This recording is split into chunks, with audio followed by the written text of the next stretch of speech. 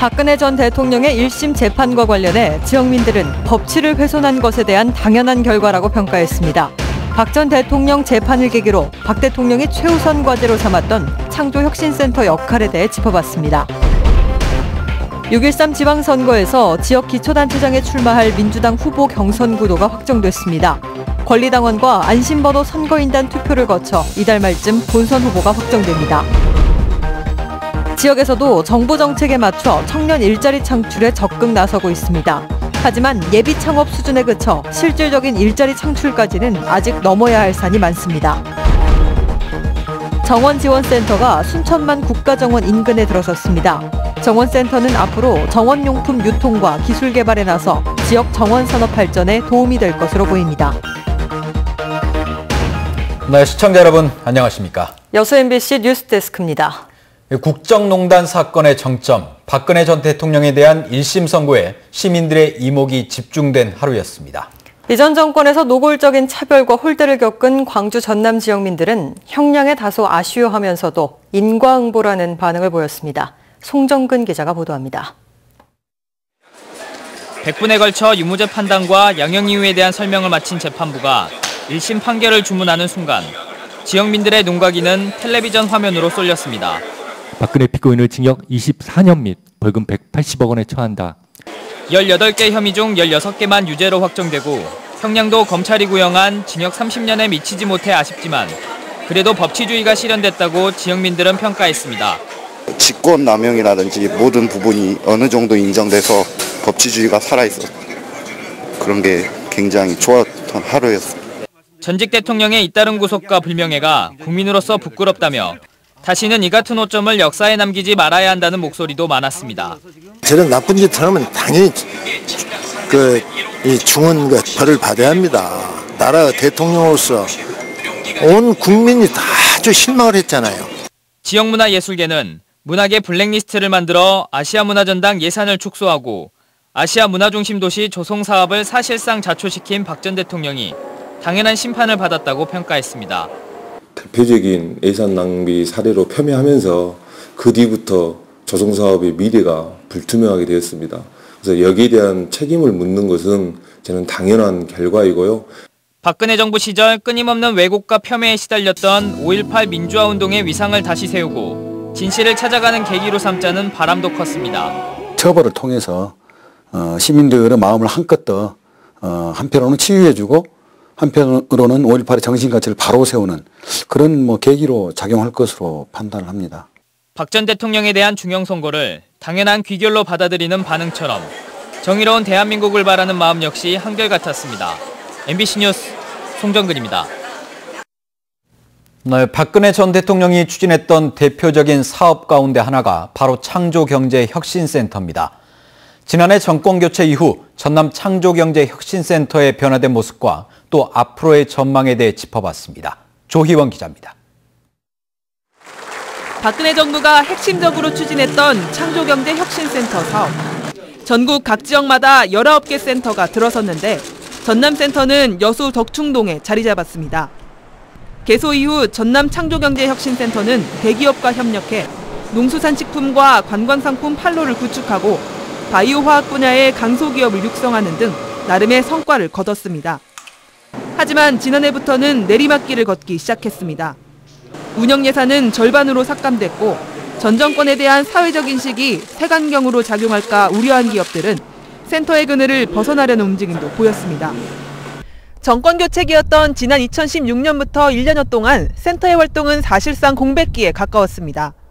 아쉬운 부분은 제가 보기에는 이제까지 사실은 1년 동안에 저희들이 변덕기를 거쳐왔으니까 내년에는 꼭 좀 예산이 좀 지원이 돼서 지난해 말 중소벤처기업부가 지역 여건에 따라 지역별 센터를 특화시키겠다는 개혁안을 내놓으면서 창조경제혁신센터에 다시 이목이 집중되고 있습니다.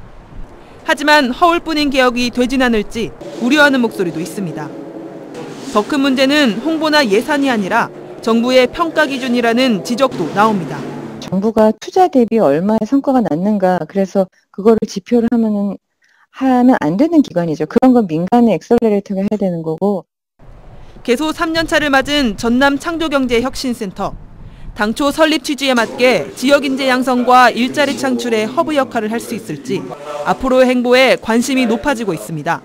MBC 뉴스 조희원입니다. 전남 지역에서도 일본 뇌염 매개 모기가 출현했습니다. 전남보건환경연구원은 지난 1일 부산에 이어 지난 3일엔 완도에서도 일본 뇌염 매개체인 작은 빨간집 모기가 확인됐다고 밝혔습니다. 보건환경연구원은 전국에 일본 뇌염 주의보가 내려진 만큼 반드시 예방접종을 받고 야외 활동 시엔 모기에 물리지 않도록 주의할 것을 당부했습니다. 전남 지역 기초단체장 선거에 출마할 여당 후보들의 경선 구도가 확정됐습니다. 더불어민주당 전남도당에 따르면 도내 22개 지자체 가운데 여수는 권세도, 권오봉, 김유화, 김순빈, 주철현 등 5명이, 순천은 허석, 조충은 등 2명이 참여했습니다. 고흥은 공영민, 송영곤, 김하경, 장세선 등 4명이 경선에 참여했으며 광양은 김재무 예비후보가 단수로 신청해 사실상 공천이 확정됐습니다. 이에 따라 전남도당은 내일부터 대상자들에 대한 면접에 들어가 권리당원 및 선거인단 투표를 거쳐 이달 말쯤 본선 후보를 확정할 계획입니다. 더불어민주당 광주시장 경선 후보가 모두 3명으로 압축됐습니다. 민주당 최고위원회는 이병훈 후보를 제외하고 강기정, 양양자, 이영석 후보 등 3명을 광주시장 경선 후보로 최종 결정했습니다. 또 탈당 이력으로 문제가 된 이영섭 후보에 대해서는 대통령 선거의 기한점 등을 고려해 10%의 감점을 부여하는 것으로 확정했습니다.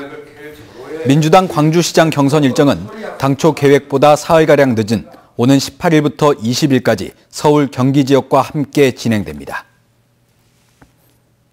지난 4일부터 진행된 제26회 전라남도 장애인 체육대회가 오늘 폐막했습니다. 2,500여 명의 선수단이 참여한 이번 대회에서는 여수시가 금메달 57개를 포함해 모두 155개 메달을 따내며 종합 우승을 차지했고 목포시와 순천시가 각각 뒤를 이었습니다. 한편 내년 전남 장애인 체육대회는 영암군에서 열립니다. 여수 경도 개발 사업과 관련해 경도와 돌산 구간에도 교량 건설이 추진됩니다. 여수시는 신월동에서 경도를 잇는 연륙교 건설에 이어 경도와 돌산 구간에도 교량 건설을 추진할 계획이라고 밝혔습니다.